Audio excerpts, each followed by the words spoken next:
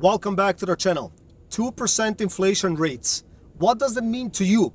Where are interest rates heading towards? And what is happening to real estate? All of that we will cover in this short video. So in the past few years, we all know that Bank of Canada was trying to chase that inflationary rate, and they finally did it. But in order to do that, they did huge increases in interest rates, and all of you on variable rate, you guys felt it month to month. I had clients call me, I had colleagues. You guys could feel it in your bank account, and it was brutal, right? Those folks that had these mortgages kind of locked in at the low interest rates, they were kind of confused because they would call and they'll say, why is everybody panicking? I mean, they know interest rates go up, real estate prices go down, but they kind of didn't feel it on their own skin, right? So now that is kind of nearing their kind of renewal dates, and now everybody is raising those questions, right? Because now their own skin will be in the game. But having said that, that was the whole hype about interest rates and what we were going through. Like, they're trying to chase that inflation rate. So finally they did it. They wanted to have that rate hover around 2%. And I think we got to that point, which brings another point. I believe that we hit the bottom of the real estate market. I think it bottomed out. So many reasons. One is that interest rates started to feather down. 3 consecutive times we have seen mortgage rate cuts, which means that consumers or buyers' confidence is getting back on the table. Maybe not as we would like to see, but it's coming back. So the phone is ringing. There are some showings on these listings. Things are kind of happening. So I believe that right now it's the bottom of the real estate market. Now, mind you, the lights will not turn on and we're going to see increases by 20, 30, 50%. We're not going to see these crazy boom hikes in this real estate market, but the activity will pick up. How much? It is hard to predict, but that future spring market looks kind of promising based on what we have seen. Low inflation rates, the mortgages are feathering down slowly, the confidence is coming back to the table.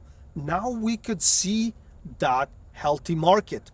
What we were going through in 2024 and 2023 especially, it was a dead market.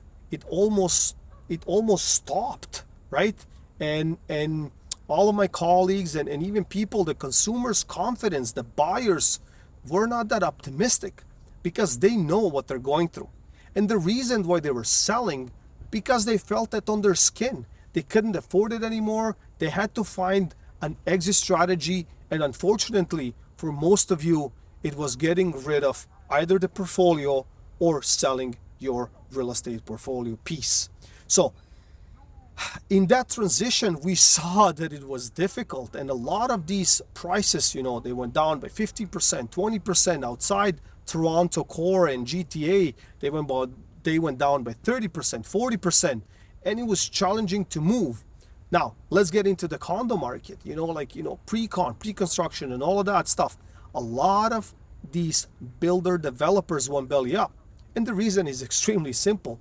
They could not afford it anymore. It was too expensive to operate or to run some of these projects, and they went belly up. So this is exactly what was happening. So money was not cheap. It was very expensive to run these projects, and a lot of people went belly up. Now, consumer, as I mentioned before, is coming back slowly. It will take probably a few months. It might even take a year for many of these buyers to wake up and say, okay, so I'm ready. But until then, the affordability has to get back on the table. And there's a mixture of things. One, inflation rates. Second, mortgage interest rates. Third, what are the conditions? Because if you have all of that and the bank doesn't give you the proper condition in order for you to grab it, none of that makes sense, right? So you have to be able to acquire those funds from the bank. But even a few days ago, we found out that the bank went from 25-year amortization, they extended it to a 30-year amortization.